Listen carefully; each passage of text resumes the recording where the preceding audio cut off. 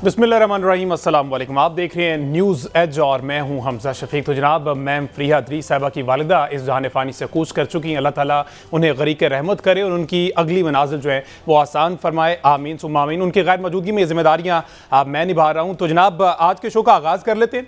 मुल्क की मैशत संभल रही है या फिर सिर्फ ये दिखलावा किया जा रहा है या सिर्फ सरकारी सतह पर इस तरह की बातें की जा रही हैं? क्योंकि हकायक कुछ और हैं, लेकिन जो वुज़रा हैं वो इसको कुछ और तरीके से बयान कर रहे हैं। इवन ये जो 2024-25 का इक्तिसादी कौमी सर्वे आया है, इसमें भी बहुत से हकायक सामने आ गए जो कि इनके दावों की कलई खोल रहा है। बहुत सी ऐसी चीजें हैं जो कहते कुछ और हैं वुज़रा, लेकिन इस रिपोर्ट में, इस सारे सिनेरियो में वो सारी चीजें जो हैं वो कहीं पसे पुश डाल दी गई हैं। महंगाई का तूफान उसी तरह, लेकिन वजीर खजाना मोहम्मद औरंगजेब साहब कहते हैं कि महंगाई पर काबू पा लिया गया और साथ ही साथ उन्होंने ये भी कहा कि मैशत जो है वो अब सही समत गामजन होगी, डायरेक्शन में मिल गई, पाथवे में मिल गया। हमें पता चल गया है कि पाकिस्तान को किस तरफ लेके जाना है, कैसे लेके जाना है, किस तरह से ग्रोथ बढ़ानी है। लेकिन इस सारी सूरत के तनाजुर में हमने ये भी देखना है कि इसी सर्वे के मुताबिक जो है वो कर्जों का बोझ 76,000 अरब रुपए से भी तजावुज कर चुका है। ये वो फैक्ट्स एंड फिगर है जो इनके दावों की कलई खोल रहे हैं। और साथ ही साथ सबसे अलार्मिंग सिचुएशन जो है वो ये है कि 44% पाकिस्तानी वो जो गुर्बत का शिकार है, सतह गुर्बत से नीचे की जिंदगी बसर कर रहे हैं। इसमें जनाब पीपल्स पार्टी और जितनी भी इत्तेहादी जमातें उनकी अपनी अपनी बानी है। पीपल्स पार्टी कहती है कि जनाब हमें पेंशन में इजाफा चाहिए, सरकारी मुलाजमीन की तनख्वाहों में इजाफा चाहिए, लेकिन IMF जो है उसकी कड़ी शरायत है और वो हिलने नहीं दे रहा, टस से मस नहीं होने दे रहा। और अवाम में तो ये राय आम पाई जा रही कि ये सारा का सारा बजट जो है ये तैयार कर रहा है, IMF कह रहा है ये सिर्फ यहां पर आगे कठपुतलियां हैं और ये सारी चीजें मैनेज कर रहे हैं। बहरहाल पेंशन में इजाफे की बात की गई पीपल्स पार्टी की जानिब से। ऑन द अदर हैंड जो पाकिस्तान तहरीक इंसाफ है वो तो इसे फॉर्म 47 का बजट कह रही है कि जनाब ये उससे हट के कुछ नहीं है, क्योंकि किसान परेशान है, सनतकार परेशान है, तनख्वाहदार तबका सबसे बढ़कर ये पिसा हुआ। और एक उम्मीद दिलाई गई थी कि तनख्वाहदार तबके को रिलीफ दिया जाएगा, ये जो टैक्स कटौती है इसमें कुछ ना कुछ कमी की जाएगी, लेकिन अपेरेंटली ऐसा नहीं लग रहा। कल बजट पेश होना है, उसमें सारी चीजें वाज़ेह हो जाएंगी। इक्तिसादी सर्वे भी आ गया। अपने मेहमानों की तरफ चलते हैं। खेलदास कोस्तानी साहब वज़ीर ममलिकत हमारे साथ मौजूद है। इसके साथ साथ मेजर खुर्रम हमीद रोखड़ी साहब रहनुमा IPP, इन्होंने में ज्वाइन किया है, और Malik Ahmad Bhachar opposition leader Punjab assembly. Welcome to all of you जी। कोस्तानी साहब, सर आपसे ही आगाज कर लेते हैं। सर बहुत सी बातें की जा रही हैं कि सुपर टैक्स को बेस बना के कहा जाए कि जनाब इसमें रिलीफ मिलेगा, लेकिन आपको लगता है कि सुपर टैक्स रिलीफ में वो जो महंगी अशिया है वो सस्ती हो जाएंगे, गरीब को इसमें कोई रिलीफ मिलेगा? क्योंकि मेजर कंसर्न तो इस वक्त गरीब तबका है जो कि 44% पाकिस्तानी है। बहुत शुक्रिया, आपने एक अहम इशू पे मुझे बात करने के लिए अपने प्रोग्राम में मदऊ किया जी। देखें, पहली बात यह है कि जो अप्रैल 10 अप्रैल को जो सिचुएशन थी, पाकिस्तान डिफ़ॉल्ट पे खड़ा था, बिल्कुल ठीक है। और आज अल्हम्दुलिल्लाह वज़ीर आज़म शहबाज शरीफ साहब की कोशिशों से 16 माह की PDM हुकूमत और मौजूदा 1 साल की हुकूमत, पाकिस्तान इस वक्त बहुत अच्छी और दुरुस्त सिमत में आगे बढ़ रहा है। और जो महंगाई के हवाले से जो हमने IMF के जो उस वक्त के शराइत थे, मुश्किल फ़ैसले किए थे, पाकिस्तान की आवाम पे महंगाई का बोझ बढ़ा था, आज वो अल्हम्दुलिल्लाह कम हुआ है। और मैं इस पे पाकिस्तान के अवाम को भी खराज तहसीन पेश करता हूँ कि उस वक्त वज़ीर आज़म शहबाज शरीफ साहब ने कहा था कि सियासत के बजाय रियासत को मैं तरजीह दूँगा, और अवाम ने ये जो महंगाई का बोझ और मुश्किल फ़ैसले बर्दाश्त किए। आज हम ये दावा से, बल्कि मैं नहीं कह रहा, आप तमाम जरीदे, दुनिया के सर्वे रिपोर्ट्स और जो इंडिकेटर है वो देख लें, आज दुरुस्त सिमत में महंगाई कम हुई है, 38% से सिंगल डिजिट में महंगाई आई है, और पाकिस्तान के जो ज़र मुबादला है वो भी बढ़ा है, पाकिस्तान की मईशत ठीक सिमत में चल रही है। तो हम ये बिल्कुल नहीं कह रहे कि पाकिस्तान में इस वक्त दूध और शहद की नहरें बह रही है, ये तो हम नहीं कह रहे, मगर हमने जो चैलेंज कबूल किया था, हमने पाकिस्तान में रियासत को बचाने का जो वज़ीर आज़म शहबाज शरीफ साहब ने नारा लगाया था, तो अल्हम्दुलिल्लाह वज़ीर आज़म शहबाज शरीफ साहब की मेहनत से पाकिस्तान आगे बढ़ रहा है। और इसमें मैं अपने field marshal chief of army staff general Asim Munir, उनका मुकम्मल जो है हुकूमत के साथ और उसकी कोशिशें शामिल है, जिससे पाकिस्तान की मईशत बेहतर हुई है। लेवल पे तो पूरी दुनिया मुतरफ है कि हमारी मईशत जो है वो उड़ान भर रही है, ठीक है, सब कुछ अच्छा चल रहा है और हमें उस चीज़ को भी सेट करने की ज़रूरत थी। 2 साल से ज़ायद का अरसा ले लिया आपकी गवर्नमेंट ने, लेकिन गरीब तबके के लिए क्या किया गया? अभी भी जो दालों की कीमत है, चावलों की कीमत है, चीनी की कीमत है, ये कीमतें दिन ब दिन बढ़ती जा रही हैं, इनकी कीमतें कंट्रोल करने वाला कोई नहीं। तो गरीब आवाम को इस टैक्स से तो यही उम्मीदें हैं ना। आप 2023 और 24 और 25 की जो आलू, चीनी, आटा और इनकी कीमतों का मुआवजा करें, आज अच्छे रेट्स पे मौजूद है। मैंने कहा कि दूध और शहद की नहरें नहीं बह रही, आज भी 2 वक्त की रोटी के लिए गरीब आदमी जो है परेशान है। मैं ये नहीं कह रहा कि सब कुछ अच्छा है, मगर उसको ठीक करने की हमारी नीयत है। हमने ये नहीं कहा था जिसने पाकिस्तान की मईशत तबाह की कि मैं चीनी आटा कम करने थोड़ी आया हूँ। हाँ, हमने ये चैलेंज कबूल किया था। हमने बिजली वज़ीर आज़म ने सस्ती की है जो महंगी हुई है। पेट्रोल 40 रुपये लीटर जो है जब से ये हुकूमत आई है सस्ता हुआ है। और मज़ीद हम इस पर, हमारी हुकूमत, हमारे फिनांस मिनिस्टर, उनकी टीम काम कर रही है। हमारी कोशिश है कि पाकिस्तान की अवाम को ज़्यादा से ज़्यादा सहूलियात और रिलीफ दिया जाए, गरीब आदमी को खास करके उसको इस पे काम जारी है और ये कंफर्ट जोन में लाया जाए। बिल्कुल ठीक है। रोकड़ी साहब भी हमारे साथ मौजूद हैं, रहनुमा IPP। सर बहुत शुक्रिया आपके वक्त का। सर ये आप सेकंड करेंगे वज़ीर मुमलिकत साहब की इन तमाम बातों से, और दूसरे एंड पे सुपर टैक्स की जो बात हो रही है, आप समझते हैं कि बड़ी कंपनी तो अरबों का मुनाफा कमा रही है, लेकिन मेजर कंसर्न हमारा तो सिर्फ ये है ना कि क्या गरीब और आम सारिफ को इस सुपर टैक्स रिलीफ जो बात की जा रही, सो कॉल्ड सुपर टैक्स, इसमें कोई आम आदमी का फायदा होगा? आई डोंट नो जी, मैं अभी आई हैव टू स्टडी, ये पढ़ना पड़ेगा सुपर टैक्स वाला। लेकिन मुझे जो ये एक सब्जेक्ट भी मुश्किल सब्जेक्ट है, इसके ऊपर वही बात कर सकता है जिसको इकोनॉमी का, इस पैसे का, बजट्स का, जिसको चलें बर्ड्स आई व्यू ले लें, बर्ड्स आई व्यू ले लें, जो अभी तक की कारकर्दगी आप उस पर बात कर लें कि अभी मैं जो चीज़ों को देख रहा हूँ वो ये है कि चीज़ें बेहतरी की तरफ जा रही हैं और चीज़ें बेहतर होने की तरफ एक दुरुस्त सिमत के अंदर जो पेशरफ्त है वो नज़र आ रही है, एक एक्टिविटी, पॉजिटिविटी नज़र आ रही है। दूसरा पॉइंट ये है कि जब हम कहते हैं ना जी गरीब तबके को जो क्या रिलीफ मिलेगा, हमारे पास गरीब तबका नस्ल दर नस्ल है। ये शायद एक अफ्रीका के अंदर होगा या हमारे अंदर कुछ सिस्टम है। इंडिया की हालत तो खैर बहुत हमारे से तबाह है इस मामले में, लेकिन हमें इस कॉन्सेप्ट को ख़त्म करने के लिए जब तक हम ज़राए और पैदा नहीं करते जिसके अंदर लोग जाएं, पढ़ें, मेहनत करें और पैसा कमाएं, स्ट्रगल करें, क्योंकि हमारे पास गरीब तबका यानी मस्कीन कोई आदमी एक टाइम के लिए तो गरीब हो सकता है लेकिन फिर एफर्ट करके ऊपर आ सकता है। हमारे पास नस्ल दर नस्ल ये एक बहुत बड़ा बैग इकट्ठा हो गया है और इनको फाल करने के लिए हमें बहुत ज़्यादा एक्टिविटी की ज़रूरत है, स्मॉल मीडियम इंडस्ट्री की ज़रूरत है, कॉटेज इंडस्ट्री की ज़रूरत है। और मेरा ख्याल है कि हम इस सिमत के अंदर जा रहे हैं और ये जब तक हम ये काम नहीं करते तो आज जितना मर्जी अच्छा बजट पेश कर दें, आज के 10 साल बाद भी ये तबका उसी जगह पर रहेगा। तो we have to elevate them. अभी बच्चे एजुकेशन की तरफ जाना शुरू हो गए, यूनिवर्सिटीज़ की तरफ जाना शुरू हो गए, तो वहाँ से जाकर एंटरप्रेन्योरशिप की तरफ को आगे निकलें। तो ये चीज़ें हमारे करने की हैं। ओवरसीज मिनिस्ट्रीज़ के अंदर जो है बाहर भेजने काम करें, स्किल्ड लेबर हमारे पास बहुत ज़्यादा तैयार करके हम बाहर भेज सकते हैं ताकि लोगों का लाइफस्टाइल जो है वो बेहतर हो सके और वो अपनी ज़िंदगियों को बेहतर गुजार सकें। अब रिसेंटली जो गवर्नमेंट जिस तरीके से चल रही है, नजर ये आता है कि इकोनॉमी भी फोकस है और साथ लॉ एंड ऑर्डर भी, क्योंकि हमें जो समझ आया है अपनी जिंदगियों में, हमारी जो कंट्री, जैसे हम सेकंड वेव और थर्ड वेव के दरमियान का एक मुल्क हैं, तो हमें ये समझ आया है कि हमारा जो तमाम का तमाम इकोनॉमी है या तमाम की तमाम जो ग्रोथ है वो बेस बुनियाद उसकी लॉ एंड ऑर्डर सिचुएशन है।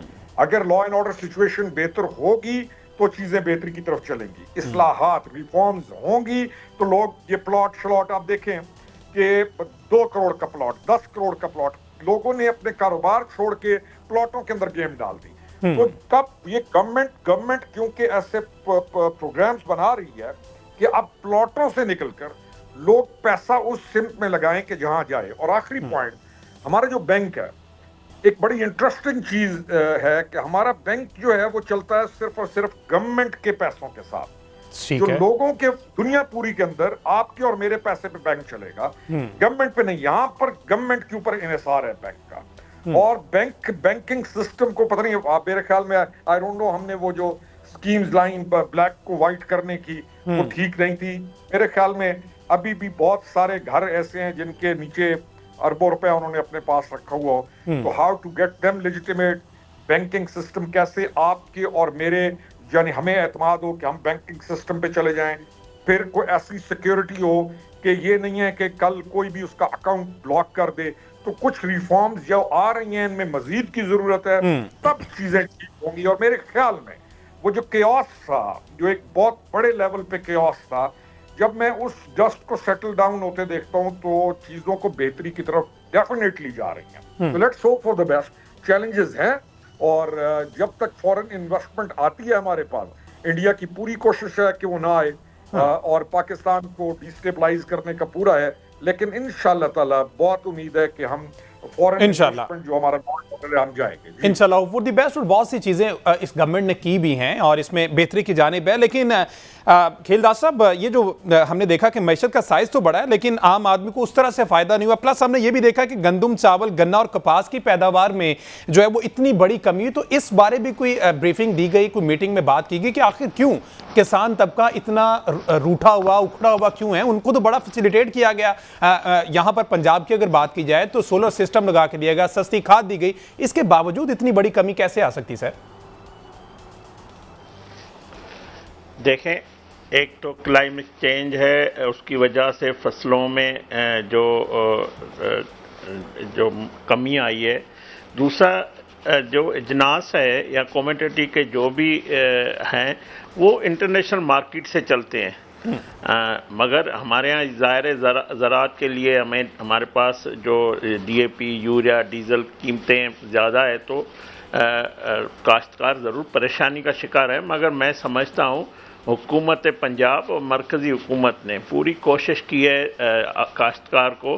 पंजाब में इस सिलसिले में बहुत सी स्कीमें जो वज़ीर आला मरियम नवाज़ साहबा ने मुतारफ़ कराई, ट्रैक्टर स्कीम हो, सोलर का आपने ज़िक्र किया, इसी तरह और भी। तो ज़ाहिर फसलों का पानी पे भी अगर कमी होती है उस पर भी काश्तकार को नुकसान उठाना पड़ता है। तो ये वजूहत है। मगर मैं समझता हूँ ये हमारा मुल्क है ज़रूरी आमदनी पे या ज़राअत पे हमारा डिपेंड है, और ज़राअती जो है वो सब कुछ है। तो इसलिए हुकूमत इस जो मौजूदा नया बजट है उसमें कोशिश करेगी ज़राअत की तरक्की और उसकी बेहतरी के लिए इक़दामात और उसके लिए कदम उठाए जाएंगे। और इसी तरह सूबे भी अपना काम कर रहे हैं। जो बात रोकड़ी साहब ने भी कही, मैं समझता हूँ आज पाकिस्तान को दो चैलेंजेस है जिसका रोकड़ी साहब ने भी इज़हार किया। एक मईशत को, दूसरा दहशतगर्दी। ये दो ऐसी चीज़ें जो जुड़ी हुई है हमारे जो तरक्की से। तो इंशाल्लाह हमने दहशतगर्दी में भी हमारी कामयाबी हमेशा हमारी पाक फ़ौज ने की है कामयाबियाँ। और जो बलूचिस्तान या KPK में दहशतगर्दी है उसको इंटेलिजेंस बेस्ड ऑपरेशन के थ्रू हमने उनके जो हमारा दुश्मन है उनको नाकाम किया है। और जो हमारा मुखालिफ है, हमारा जो दुश्मन है, वो चाहता है कि पाकिस्तान मुआशी तौर पर कमज़ोर हो। दहशतगर्दी में वो सीधा सीधा मलूस है, पाकिस्तान को डिस्टेबलाइज करने की कोशिश करते हैं। तो मौजूदा हुकूमत को ये दो बड़े चैलेंजेस हैं जिसको हम निमट रहे हैं। इंशाल्लाह इसमें हमें कामयाबी होगी। जो 2022 की पोजीशन से आज हम कंफर्ट जोन में हैं और बहुत अच्छी पोजीशन में हैं और हमारी मईशत भी ठीक हुई है। तो इंशाल्लाह हुकूमत की पूरी जो इस दो चीज़ों पे फोकस है, दहशतगर्दी का खात्मा और मईशत को ठीक करना, ये दो, और कोई हमें चैलेंज नहीं है इस वक्त मौजूदा हुकूमत को। सबसे ये दो बड़े चैलेंज हैं जिसको हम इंशाल्लाह वज़ीर आज़म शहबाज शरीफ साहब की क़यादत में इसको निपटेंगे और इनको हल करेंगे। अच्छा रोकड़ी साहब, जिस तरह से भी खेलदास साहब फरमा रहे हैं कि चैलेंज कोई नहीं है, लेकिन सबसे बड़ा चैलेंज तो सर IMF है ना इस वक्त। देखो ना, उन्होंने फिर से कह दिया कि पेट्रोल में लेवी की कीमत बढ़ानी पड़ेगी, और जब पेट्रोल बढ़ेगा तो अल्टीमेटली तमाम की तमाम बेसिक नीड्स की जो ज़रूरियात हैं उन पर असर पड़ेगा, और फिर से अगेन जो निचला तबका है वो पिसेगा, गरीब आवाम पिसेगी। तो जब ये आफ्टर शॉक्स आएंगे पेट्रोल की कीमत बढ़ने के, तो इसको किस तरह से कंट्रोल किया जाएगा? आप समझते हैं कि गवर्नमेंट के पास इसका कोई प्लान अवेलेबल होगा? देखिए, हमारा price control system has to go more strong. हमारा जो दुकानदार है, हमारा जो होलसेल जो डीलर्स हैं, और फिर उसके आगे जो दुकानदार हैं, इनका जब दिल चाहे ये रेट्स अप कर देंगे, और इनको कोई पूछने वाला नहीं है। ये एक हमारा अनफॉर्चुनेट है। फिर हमारे पास ये जो हमारे पास सिस्टम आड़ती का है, बिल्कुल हमने इसको रिप्लेस करना है। इससे कब जान छूटेगी, this we have to do it. लेकिन जो कीमतें ऊपर जाती है ना जी, मेरा मुशाहिदा ये है कि वो बैठे बैठे वो जो अंजुमन फलानी बनी हुई है, and they protect all of them, वो जो अपने अपने माफियाज को प्रोटेक्ट करते हैं। दुकानदार का रेट को ऊपर लेके जाने का इशू ही कोई नहीं है। अगर पेट्रोल बढ़ा है 2 रुपए, तो वो हर कमोडिटी में इतना ले जाएगा कि उसको कोई इशू नहीं है। वाकयातन प्रॉब्लम आता है जो नीचे वाला आदमी है, जिसने जाके खरीदनी है, या जिसने जो तनख्वाहदार है, जिसने डेली की चीज खरीद के खानी है, उसके लिए इशू डेफिनेटली बनता है। लेकिन इसको गुड प्राइस कंट्रोल सिस्टम के साथ बहुत बेहतर कंट्रोल किया जा सकता है। IMF क्यों नहीं हमें शराइत लगाएगा? जब हम IMF के प्रोग्राम पे हैं, और जब हम आज तक हम IMF से जान नहीं छुड़ा सके, और हम पैसे IMF दे, और हम अगर उसको दुरुस्त ना लगाएं, तो ये IMF की शराइत तो आएंगी, और हमें उन शराइत को पूरा करना पड़ेगा। क्रेडिट ये डेफिनेटली जाता है आपकी गवर्नमेंट को, प्रेसिडेंट को, कि IMF की तमाम शराइत को बेहतरीन अंदाज से ये पूरा कर रहे हैं। हम उधार पे चल रहे हैं ना, पैसे मैंने आपसे लिए हुए हों और मैं बिजनेस कर रहा हूं, तो मैं आपको जवाब दे तो हूँगा ना। तो IMF की शराइत को अच्छा पूरा कर रहे हैं ये प्रोग्राम के अंदर। हमें ये देखना है कि अल्लाह ताला खैर फरमाए, हम इस IMF से एट वन स्टेज जान छुड़ा लें इस कर्जे से, और हम अपने कुछ प्रोजेक्ट्स ऐसे लेके आए जिसकी हमारे पास कैपेसिटी भी है, कैपेबिलिटी भी है, और हमारे पास मौजूद है, तो हम उनको लाकर अपने प्रोजेक्ट्स के साथ इस IMF से जान छुड़ा लें। आखिरी पॉइंट पे ये कहूँगा कि हमारा जो किसान है, अनफॉर्चुनेटली हमारा किसान बहुत बैकवर्ड है ओवरऑल सोसाइटी के अंदर। यानी गंदम लगेगी तो सारे गंदम लगाएंगे, नए प्रोडक्ट्स को वो अडॉप्ट करने में बहुत ज़्यादा हिचकिचाता है, पानी हम बहुत ज़्यादा ज़ाया करते हैं, हम हर चीज़ का ज़ाया करते हैं। एक चीज़ तो हमारे पास ये, अब महकमा ज़राअत जो हैं पिछले एक टाइम पे आके ये महकमा वाकई बहुत कमज़ोर हुए हैं। The way they should be guiding people, कहीं नई अजनास आएँ, अब कहीं पर मकई की ज़रूरत है, कहाँ पर क्या, तो वो गाइडलाइन भी कम है। तो वो गवर्नमेंट मेरे ख्याल में इस वक्त फोकस कर रही है कि लोगों को वो अजनास लगानी चाहिए जिनकी ज़रूरत है और जितनी रिक्वायरमेंट है। और फिर हमें ये जो ट्रैक्टर स्कीम या ये जो चीज़ें थी, ये असल चीज़ें देने की, जिससे उनकी प्रोडक्ट का जो है एंड प्रोडक्ट तक उनको हेल्प हो जाए। How we get rid of this, ये जो मिडिल मैन है, ये एक इम्पॉर्टेंट क्वेश्चन है, और वो कब ठीक होता है। लेकिन अगेन जो हम सम अप करते हैं इन चीज़ों को, तो हमने एक लफ्ज़ है इस्लाहात का या रिफॉर्म्स का, जी, जो पाकिस्तान में बहुत पहले आ जानी चाहिए, वो नहीं आई। लेकिन अब इस दौर के अंदर for the last 3 years now हम देख रहे हैं कि रिफॉर्म्स पे काम हो रहा है, रिफॉर्म्स आ रही हैं, बनाई जा रही हैं, चीज़ों को आपकी चीज़ों को स्टडी करके कि सोसाइटी के अंदर इस चीज़ की ज़रूरत है, आप वो चीज़ों को आज कर रहे हैं।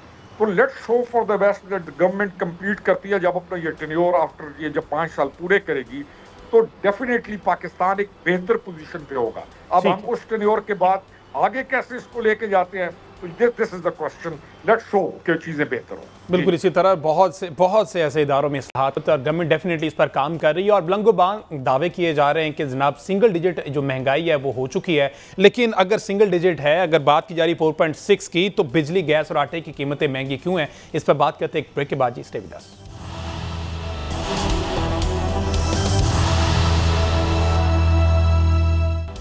वेलकम बैक जी। बात हो रही है मुल्क की मईशत के हवाले से। हमारे साथ कोस्तानी मौजूद हैं, मेजर खुर्रम हमीद रोकड़ी साहब भी हमारे साथ मौजूद हैं। ब्रेक पे जाने से पहले जिस तरह से बात हो रही थी और कोस्तानी साहब ने कहा कि when there is a will there is a way, और हुकूमत की नीयत ठीक है, हम दुरुस्त समत में गामजन है और मईशत जो है वो पटरी पर चढ़ चुकी। वज़ीर ख़जाना ने यह भी कहा। लेकिन क्या जो कल आने वाला बजट है उसमें किसानों और मजदूरों को, चूँकि एक ज़राई मुल्क है, किसानों को रिलीफ दिया जाएगा? क्योंकि इस दफ़ा किसानों का यह कहना है कि हम रुल गए हैं, हमारे साथ किसी भी किस्म का कोई भी रियायत नहीं बरती गई। यही वजह है कि जनाब कपास की पैदावार में इतनी बड़ी पैमाने पर, इतने बड़े पैमाने पर कमी हुई है। इसके साथ साथ सर हुकूमती सतह पर कोस्तानी साहब बात ही की जाती है कि तामीराती शोबे में 6.61% तरक्की की। तो क्या इससे आप समझते हैं कि गरीब आवाम को घर मिलेगा, अपना घर बना सकेंगे वो, ये अगर तरक्की देखी जाए तो?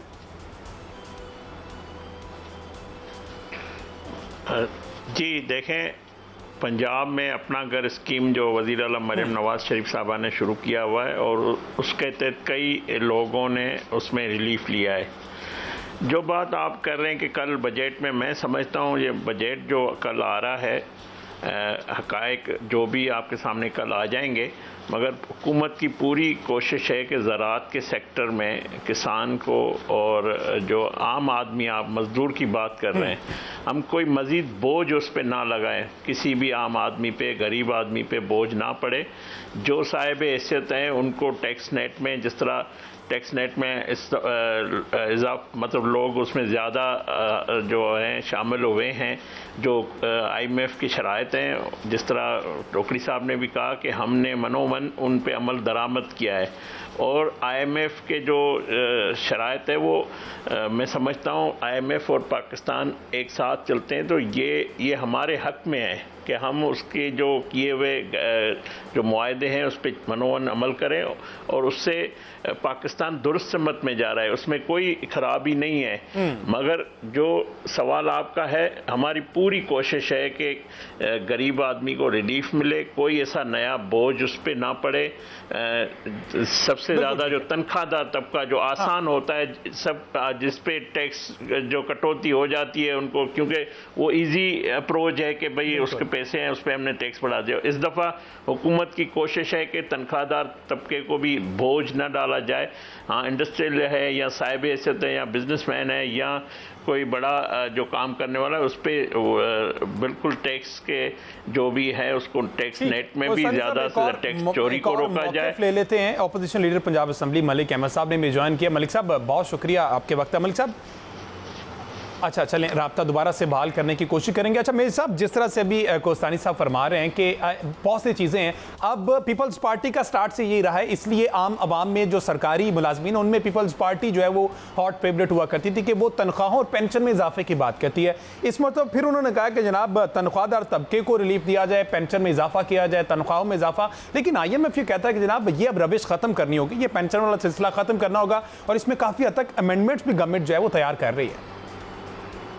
देखिए, पीपल्स पार्टी का एक ये पुराना है, उनका स्टाइल ऑफ गवर्नमेंट है। बिल्कुल। मुझे जो चीज़ हॉन्ट करती है वो ये है कि आपको एक मकाम पर 5 आदमियों की रिक्वायरमेंट है, लेकिन आप उस 5 बंदों की जगह के ऊपर 50 आदमी रखते हैं, और वो पूरे के पूरे 50 का पूरा लोड गवर्नमेंट के ऊपर पड़ता है और इस बजट के ऊपर पड़ता है। मैं कन्विंस होकर कहता हूँ कि हमें अपनी जो पॉलिटिक्स है इसको हम पॉलिश्ड करने की हमें ज़रूरत है, और हमें इसके अंदर पॉलिटिकल एक्सीलेंस लाने की ज़रूरत है। कहीं पर हम फंसे हुए हैं एक पॉपुलिस्ट बयानिए के ऊपर कि उस पर लोगों को कुछ समझ नहीं आती, और फिर जो कन्वेंशनल पॉलिटिक्स है उससे भी तब्दीली की ज़रूरत है।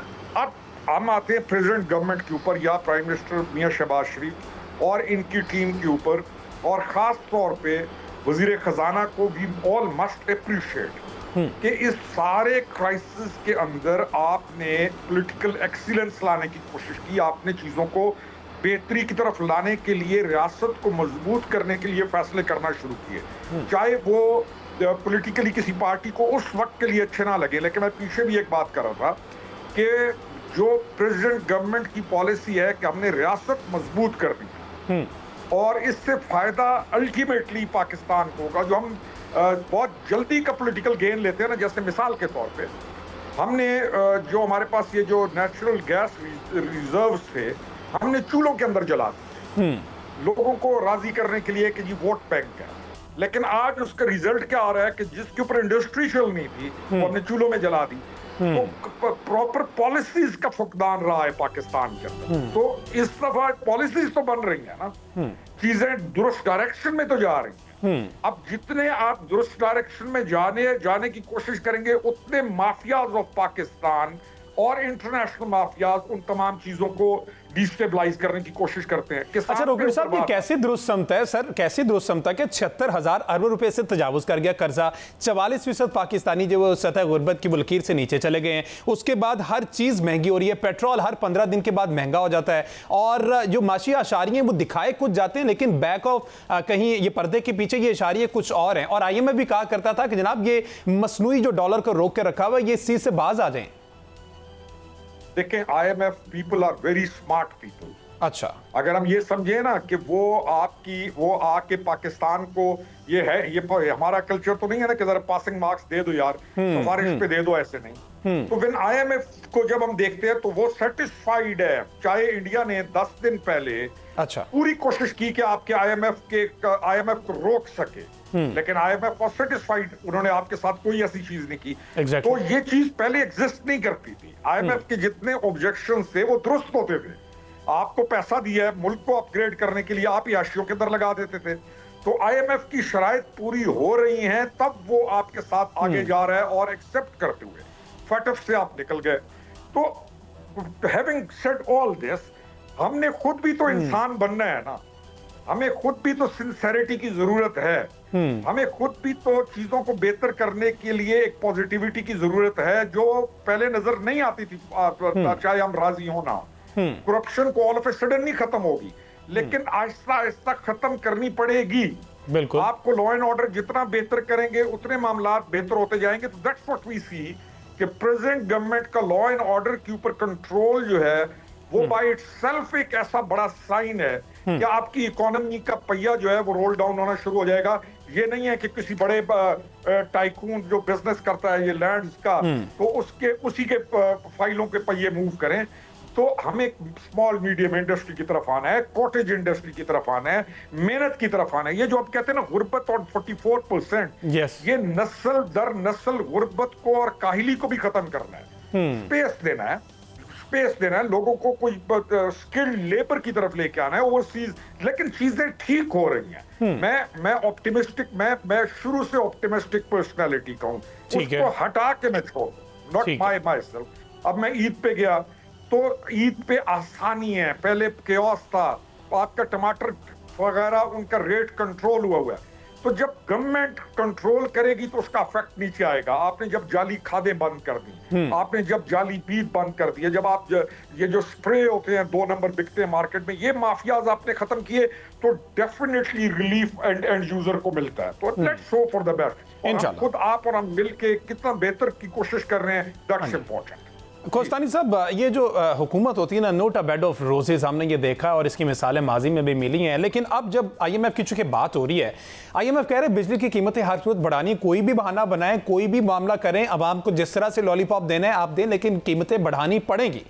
अब जब बिजली की कीमतें बढ़ेंगी तो आपकी इंडस्ट्री तबाह होगी। पहले ही बॉस इंडस्ट्री मुल्क से बाहर चली गई, आपके एक्सपोर्ट डैमेज होगी। प्लस अब जो थोड़ा बहुत रिलीफ सोलर पर था, IMF की उस पर भी नजरें, वो भी कह रहे हैं कि सोलर पर मजीद टैक्स लगाया जाए। तो इस पर क्या हुकूमत जो है वो करने जा रही है, किस तरह से सेटिस्फाई करेंगे IMF को, इतना ज्यादा बर्डनाइज किया जा रहा है? बात यह कि पाकिस्तान में जो पावर सेक्टर है उसमें सबसे ज़्यादा खराबी रही है, और पावर सेक्टर की वजह से पाकिस्तान के ख़जाने पे भी ज़्यादा बोझ बढ़ा है, जिसमें बिजली चोरी हो, लाइन लॉसेस हो, या जो डिस्कोज हैं उसमें बेकायदगियाँ हैं। तो हुकूमत ने तमाम जो खुसूसन वज़ीर-ए-आज़म शहबाज शरीफ साहब ने इस एक साल में पूरी पावर सेक्टर में इस्लाहत करने के लिए और बिजली की फराहमी को बेहतर करने के लिए उन्होंने पूरी कोशिश की हुई है। और उस पर हुकूमत की ये भी कोशिश है कि उन डिस्कोर्स को प्राइवेटाइजेशन किया जाए। देखें, जब तक जो सेक्टर है इसमें जो करप्शन है या इसमें जो बेकायदगियाँ हैं या इसमें जो खराबी है दुरुस्त नहीं होती तो हमारे जो ख़जाना है उस पर भी आप जिस तरह PIA में का बोझ ये ख़जाना उठाता है, इसी तरह पावर सेक्टर की जो खराबियाँ हैं उसका बोझ भी हम पे पड़ता है। तो लाजमन सार्फिन भी जो एक बिल देता नहीं है, जो बिजली का बिल अदा करता है, वो परेशान होता है पाकिस्तान में। ये बदकिस्मती से हकायक हैं जिस पे हमें बात करनी चाहिए। जो बिजली का जो चोरी कर रहा है उसको कोई फिक्र नहीं है, और जो बिल देता है वक्त पे उसके लिए कई प्रॉब्लम है। तो हमारी कोशिश है कि बिजली की फराहमी को उसको बेहतर किया जाए इस पावर सेक्टर को।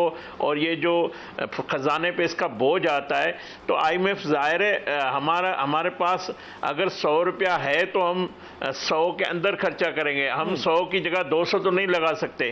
तो ये खराबियां हैं जिसको हमें दुरुस्त करनी है। मगर हुकूमत की पूरी कोशिश है कि जो 200 यूनिट से कम जो सार्फिन है या जो बिजली के, जिस तरह पहले भी वज़ीर आज़म ने 7 रुपये 7.5 रुपये का रिलीफ दिया था, हम आम आदमी पे कोई बोझ नहीं डालेंगे। और हम इंडस्ट्री में भी हमारी कोशिश, वज़ीर आज़म ज़ाहिर महंगी बिजली अगर होगी तो हम आलमी मार्केट में हमारा जो इंडस्ट्रियल है वो कम्पीट नहीं कर सकेगा दूसरे मुल्क में। तो ज़ाहिर है हमारी इससे हमारी मईशत को भी नुकसान होता है। तो हमारी कोशिश है कि हम IMF के साथ बैठकर उनके साथ मिलकर एक इस्लाहत करें जो हमारे मुल्क के लिए, हमारे मुल्क की इकानमी के लिए, जो अवाम के लिए बेहतर हो। अच्छा कोसानी साहब, क्या लगता है गवर्नमेंट गिव अप करने जा रही है? ये जो सख्त रिस्ट्रिक्शंस जो हैं IMF की तरफ से लगाई गई हैं, बिजली को ले लें, पेट्रोल को ले लें, सोलर पर ले लें, का IMF इस पर हाथ खड़े कर देगी पाकिस्तानी गवर्नमेंट की। एक ब्रेक के बाद इस पर मजीद भी कोसानी साहब से जानते हैं कि आखिर गवर्नमेंट का प्लान क्या है। वज़ीर आज़म शहबाज शरीफ ने डेफिनेटली काबीना को एड्रेस तो किया होगा। ब्रेक के बाद इस पर बात करते हैं। स्टे विद अस।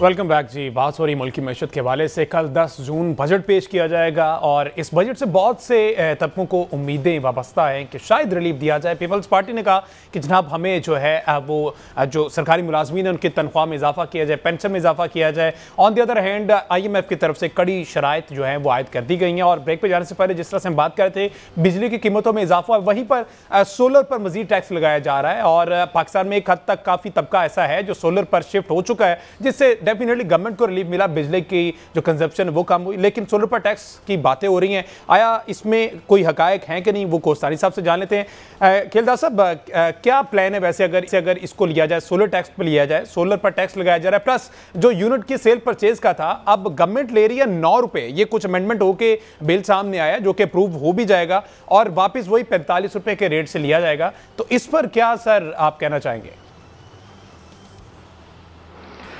देखें, एक तो ये है कि पावर सेक्टर के हवाले से फेक न्यूज़ बहुत चलती है। जिस तरह अभी एक हफ्ता पहले ये खबरें चली कि 2 मीटर जो हैं वो नहीं लग सकते 200 यूनिट, तो वो खबर भी झूठी साबित हुई।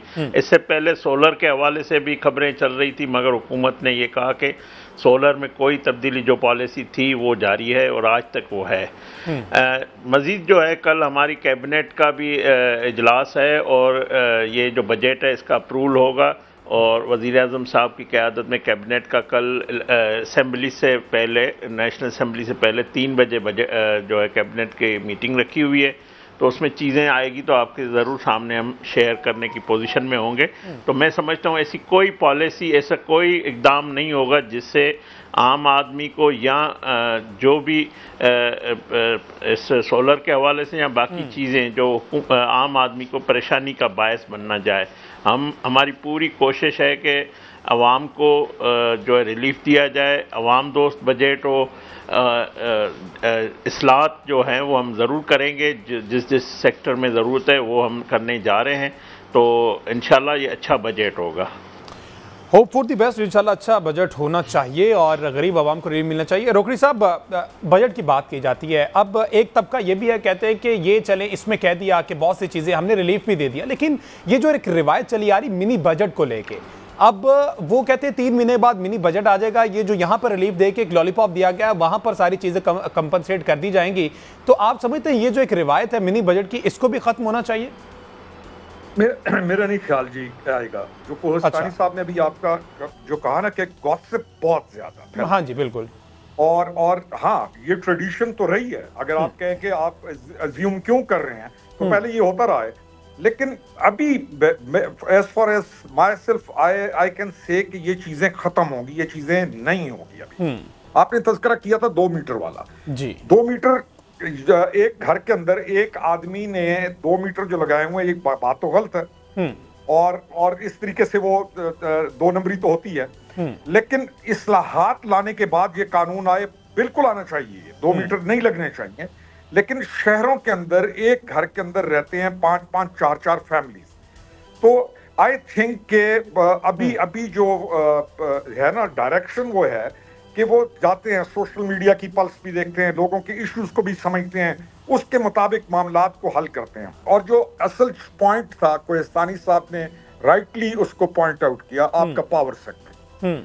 जिस दिन आपका पावर सेक्टर ठीक हो गया और आपने उसके ऊपर काबू पा लिया, आपका पाकिस्तान बहुत आसानी के साथ आगे निकलेगा, जो आपकी और हमारी सारों की ख्वाहिश है। हमारा इशू है ही पावर सेक्टर। तो आईपीपी से आपने पिछले साल बहुत सारे जिन्नों से जान छुड़ा ली, और ये पहले भी मुमकिन था जान छुड़ाना, लेकिन आज आपने आके ये जान छुड़ाई, तो अगले साल तक और बहुत सारों से आप जान छुड़ा लेंगे। तो जब पावर सेक्टर के अंदर ये जो सुकून आएगा तो डेफिनेटली जो आपका पहिया है वो चलेगा।